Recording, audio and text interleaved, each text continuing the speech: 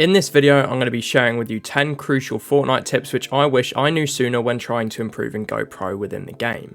If you listen to all the tips I've shared with you, I guarantee that you will learn something from this video and avoid making the same mistakes as I. If you do enjoy this video and find it helpful, please make sure to drop a like and invest in the channel as I'm trying to hit 20,000 subscribers by 2025. Okay, so starting off with tip number 1 is going to be about actually warming up. Now, I did speak about this a bit in my last video, but it's crucial that you warm up every single time you come online. Now, this is whether it's playing scrims that you're going to be doing during your session or a cash cup, for example, you must warm up. You see, most people come online and go straight into ranked, which is a common mistake, or they only free build for 5 minutes, but actually this ends up holding them back in the long term, trying to progress and get better at the game. You see, what I recommend doing is building a solid 20 to 30 minute long warm up routine, consisting of factors which train both your specific mechanics of your aim and your piece control tunnels. These could be using some aim trainers or doing some aim drills, as well as piece control tunnels and other mechanics to practice to make sure that you're fully prepared every time you come online. Then you can head into your ranked, scrims, or even tournaments and be ready to properly improve. Now, tip number 2 is going to be about adapting to the meta. You see, Fortnite is always changing, and every few weeks they vault and unvault new items back into the game. Now, this swiftly means the meta changes on a regular basis, but you see, professional players and those who can stay at the top of Fortnite competitive for a long period of time are those who can adapt to these meta changes and use it to their advantage. For example, the mistake I always make is trying to only use certain guns. Like when the Gatekeeper was first added in Chapter 5 Season 2, I only wanted to use the pump, despite the Gatekeeper being better in most scenarios. I also made a similar mistake to this when Nitro was overpowered at the start of this season. I chose not to play this overpowered item, and as a result found myself struggling against players who had adapted correctly. It's important that you adapt to what is in the game in order to be more successful. For my next tip, I want to talk about learning the new map each season and picking or switching to a new drop spot. Now, whilst I would often tell you that sticking to a drop spot and mastering it is important, you must be aware that when a new season comes around or new map changes occur that bring in more overpowered spots, it could be more useful to find a better drop spot for you to land.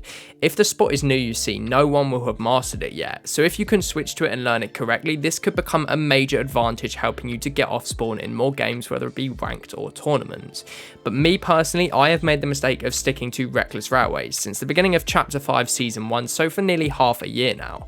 I feel this is a major error in my game, as I haven't been able to adapt to the new map changes both this season and last season, which I could have used to my own advantage to help be stronger off of spawn.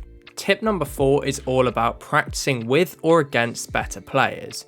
Now, when you fight or practice in creative, for example, make sure that you're practicing against people that are higher skilled than you. I used to make this mistake a lot of the time, playing against people that were often worse than me, and often I'd win by very comfortable margins, but actually this impacted my progress.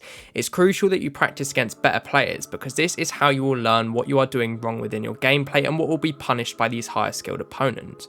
This will then teach you what is leading you to lose these fights. Over time, you can then iron out the mistakes which is causing you to lose, helping you to win more fights and be more competitive against these better players.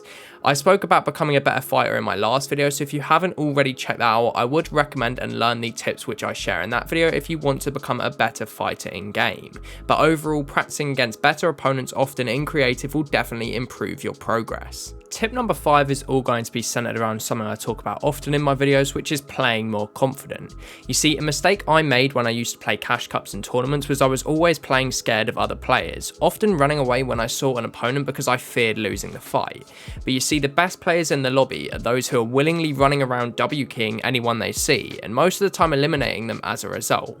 Now, you don't have to be like Peterbot with thousands or hundreds of thousands of dollars in earnings to be a confident fighter. You simply must assert yourself as one of the best players in the lobby. You must have that confidence within yourself and believe that you are a better player than everyone else in the lobby. This is how the pros and other very skilled fighters are able to W-key someone and eliminate lots of players. It is all just about that confident mindset.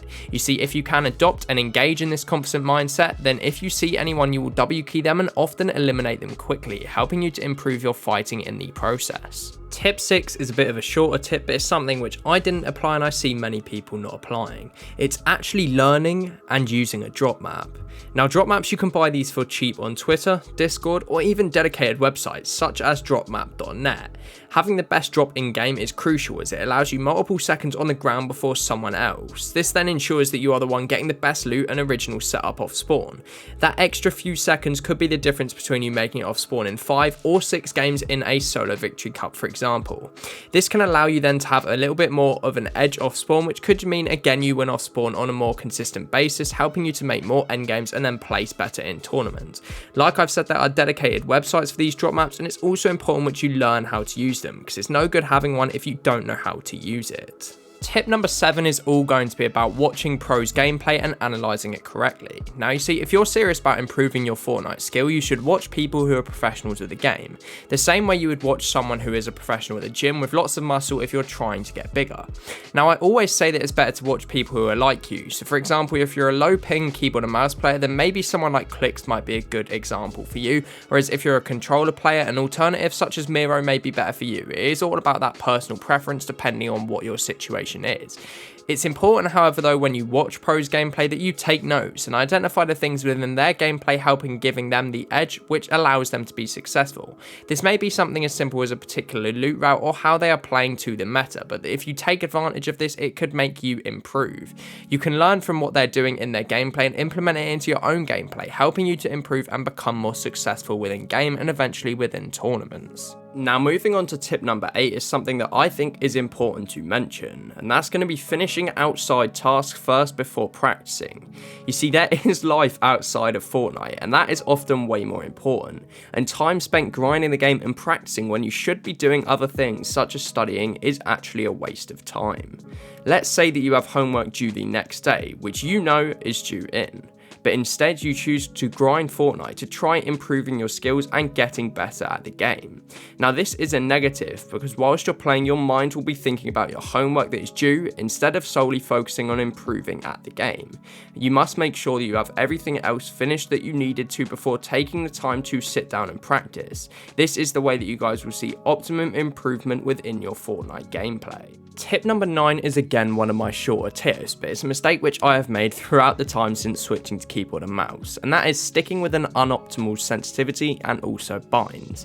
Now since I did switch to keyboard and mouse around a year ago, I've spent almost all my time playing on an extremely high sensitivity, around 18.1% at 800 DPI. Those of you that are on keyboard and mouse will know that's very high. Now this has led to my aim being a weak part of my gameplay, and I was stubborn in the aspect that I refused to switch to a more optimal sensitivity in just a few months ago. It's crucial that when practicing or trying to improve, you make sure that it's not an aspect like your sensitivity or keybinds that is holding you back and stopping you from progressing within the game. You want to make sure all of these are set as optimal as possible for you to see the optimum amount of progress. Now finally for tip 10, thank you for watching until the point of this video, but it is just to trust the process and enjoy the game. If you actively play tournaments and scrims on a regular basis, one day your goals of qualifying to your first finals, whether that be Solo Victory Cup or FNCS, will happen. Or one day making your first earnings will eventually happen. Now what you have to understand is that this day most likely won't be today. It won't be tomorrow, and it probably won't even be this month. But eventually through hard work, dedication, you guys will end up making it. The number one reason people fail at becoming pro or improving at Fortnite is because they give up on their journey. But you see, when you get those first earnings, this could be the turning point in your journey and could lead you onto a full professional career. Just don't give up before you make that first big step. Thank you guys very much for watching all of the video. Please do click here to learn how to become a better fighter, and make sure to subscribe to invest in the channel. I will see you guys in the next video. Peace out.